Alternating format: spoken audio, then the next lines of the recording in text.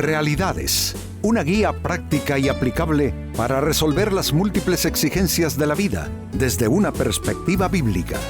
Con nosotros, René Peñalba.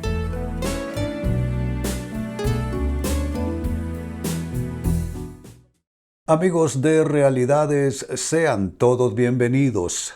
Para esta fecha, nuestro tema, restitución para cambio de destino.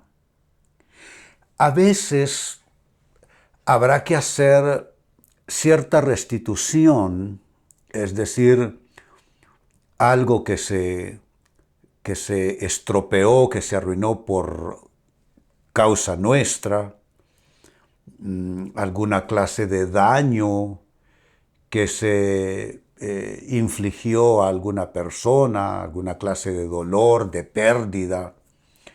Siempre, amigos, vale la pena hacer cierto ejercicio de conciencia y revisar en el haber de nuestras experiencias quizá un error cometido, quizá una injusticia cometida, quizá haber hecho algo que perjudicó a otra persona, le hizo experimentar alguna clase de pérdida o la perjudicamos directa o indirectamente. Vale la pena hacer esas revisiones de vida a fin de poder rectificar. ¿Y con qué fin rectificar? Porque quizá estamos viviendo el efecto retorno de esas acciones.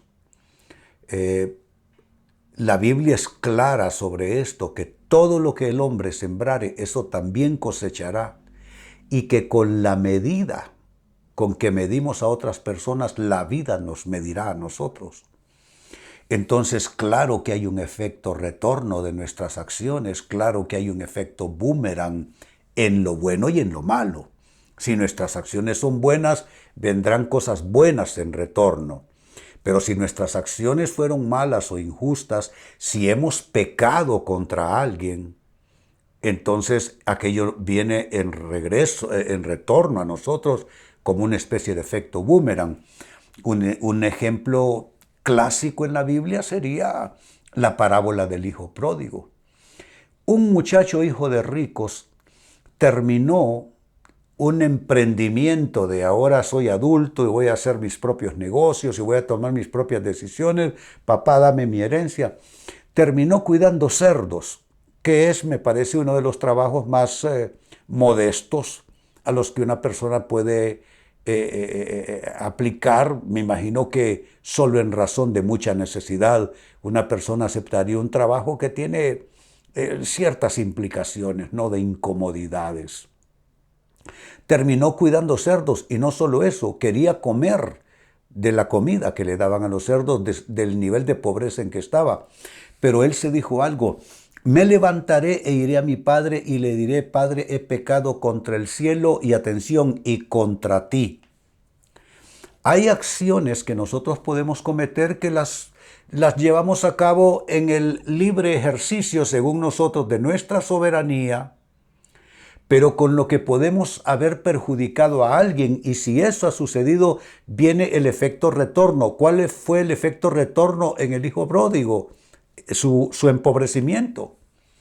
El haber cometido ciertos actos de injusticia en contra de su casa, su padre, su hermano, su historia, su familia, lo llevó a ese estado de pobreza, y él entendió que mediante el volver arrepentido, como dice la palabra, mira de dónde has caído, volver arrepentido donde él cometió su primer error para tratar de recuperar. Con eso tiene que ver entonces nuestro tema, con hacer cierta restitución para cambio de destino. Miren lo que dice el segundo libro de Samuel, capítulo 21 y verso 3. David les preguntó, ¿qué puedo hacer por ustedes? ¿Cómo puedo, atención, compensarlos para que ustedes vuelvan a bendecir al pueblo del Señor? Sucedió, miren qué interesante, esta es la historia de fondo. Vino una gran hambre y un gran empobrecimiento al pueblo de Israel y duró 3 años.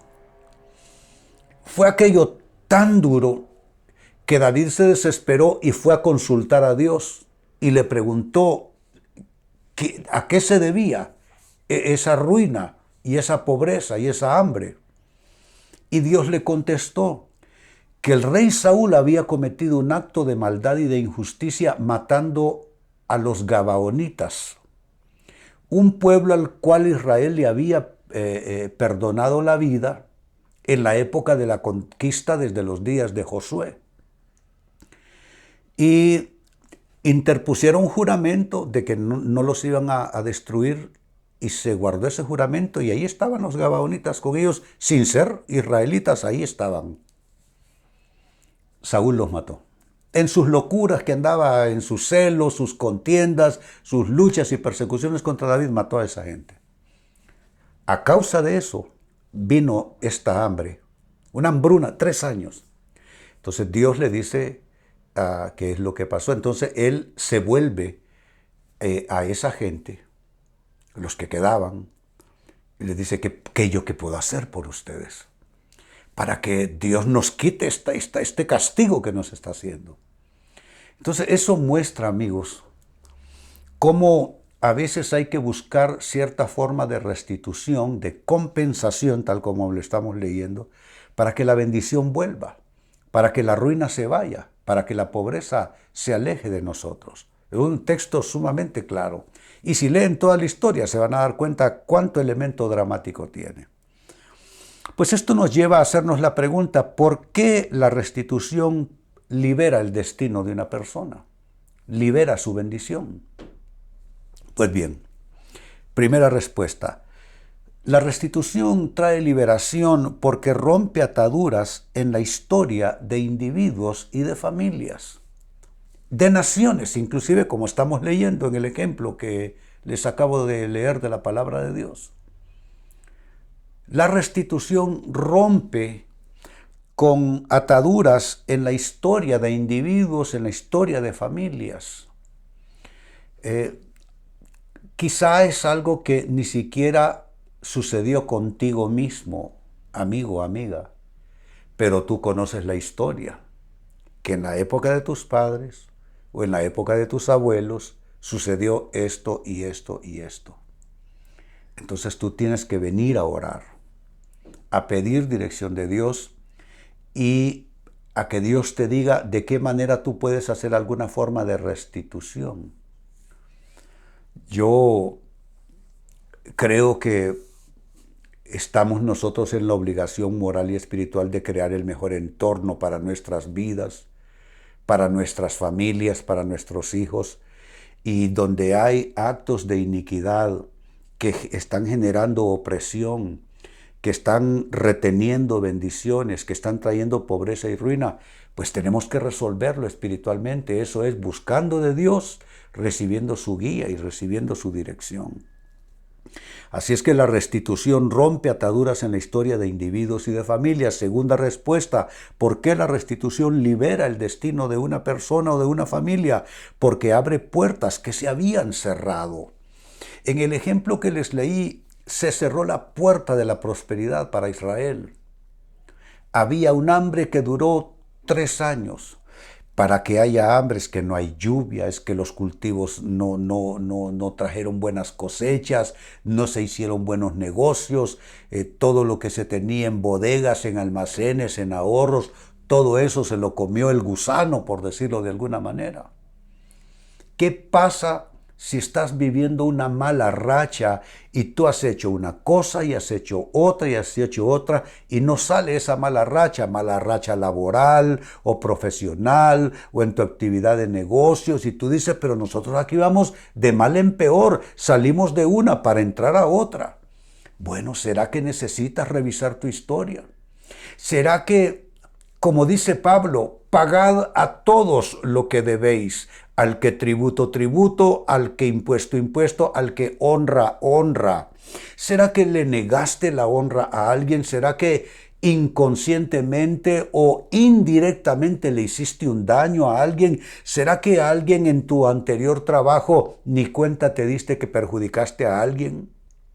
¿Y se despidió injustamente a una persona o no se le pagaron sus derechos laborales? Yo no sé. Pero donde quiera que hay actos de injusticia, la palabra de Dios lo dice con claridad, porque cada uno recibirá la injusticia que hiciere. Entonces, cuando haces una restitución, cuando tú dices, no, yo tengo que generar esta bendición hacia esta situación, hacia esta persona. Cuando tú haces restitución, abres puertas que se te estaban cerrando o se te habían cerrado tiempo atrás. Tercera respuesta: ¿por qué la restitución libera el destino de una persona, de una familia y aún de una nación? Porque facilita el perdón y facilita la nueva oportunidad. ¿Qué es lo que dijo Zaqueo, un hombre avaro que hizo gran fortuna a base de triquiñuelas, de negocios ilícitos, de actos de injusticia y de actos de corrupción? En una ocasión se subió a un árbol para ver pasar a Jesús. Había mucha gente alrededor. Quería verlo en primer plano. Jesús pasa por ahí y le dice que baje y le dice: Zaqueo, hoy voy a posar en tu casa. Al sentir él que la salvación va a llegar a su casa, a su historia, a su vida, a su familia, le dice: si a alguien le he robado, le devolveré 4 veces y daré de mis bienes a los necesitados, consciente de que no toda su riqueza había sido bien obtenida. Entonces, eso muestra con toda claridad, amigos, que cuando se hace alguna restitución, como Zaqueo está diciendo que hará, eso va a facilitar de alguna manera el perdón, y eso va a facilitar también la nueva oportunidad.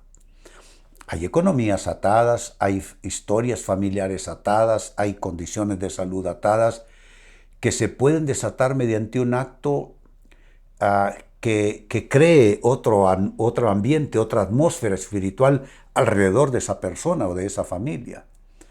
Y las buenas acciones no es que compran nada, pero las buenas acciones lo que hacen es que crean atmósferas, así como las malas acciones crean atmósferas también, en este caso negativas, en el primer caso positivas.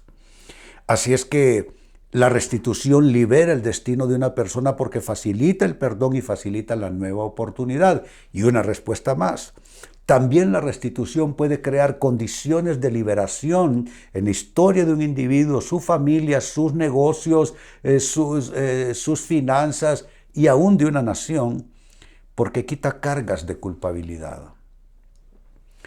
La culpa, amigos, no es solo un sentimiento que nos acusa de haber hecho algo.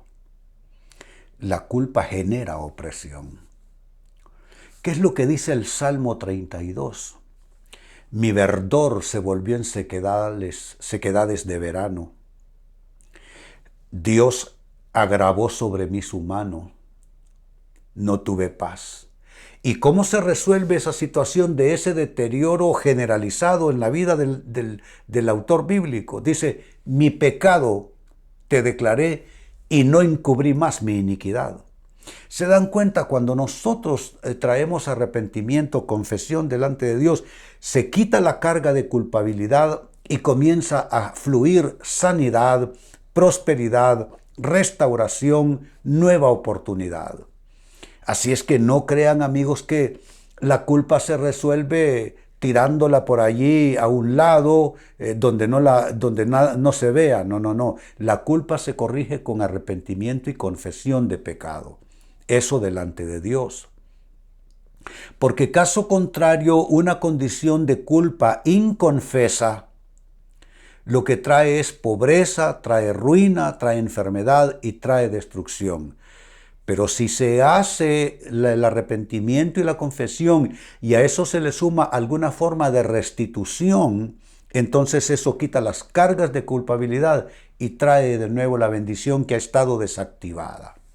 Vuelvo al texto bíblico de inicio, segundo libro de Samuel, capítulo 21 y verso 3, tremendo ejemplo. David les preguntó: ¿qué puedo hacer por ustedes? ¿Cómo puedo compensarlos para que ustedes vuelvan a bendecir al pueblo del Señor? Había opresión, había hambre, había empobrecimiento, había ruina, había destrucción, había enfermedad, había desdicha. Y él encuentra qué es lo que hay que hacer. Hay que restituirle a una gente que fueron perjudicadas en la época del rey anterior, el rey Saúl. Perjudicó a todo un pueblo, los gabaonitas. Entonces vino 3 años de ruina. Entonces David va y consulta a Dios, le dice cuál es la causa, Dios se lo revela y él sabe que tiene que hablar con los que quedan de esa gente para que entonces ellos puedan levantar esa situación espiritual que está trayendo ruina, y él les pregunta de qué manera puede compensarlos. Esto trae lo que ha sido nuestro tema hoy, restitución para un cambio de circunstancias, para un cambio de destino. ¿Por qué la restitución? ¿Por qué cierta forma de compensación puede liberar a una persona, a una familia, a una empresa, etcétera, etcétera? ¿Cómo la restitución puede traer esa liberación? 1, porque rompe ataduras en la historia de individuos y de familias. 2, porque abre puertas que se habían cerrado. 3, porque facilita el perdón y facilita también la nueva oportunidad. Y 4, porque quita cargas de culpabilidad, y la culpa trae opresión. Amigos, con esto cierro el tema, de igual manera me despido y les recuerdo que nuestro enfoque de hoy ha sido titulado Restitución para cambio de destino. Hemos presentado Realidades con René Peñalba. Puede escuchar y descargar este u otro programa en renépenalba.net.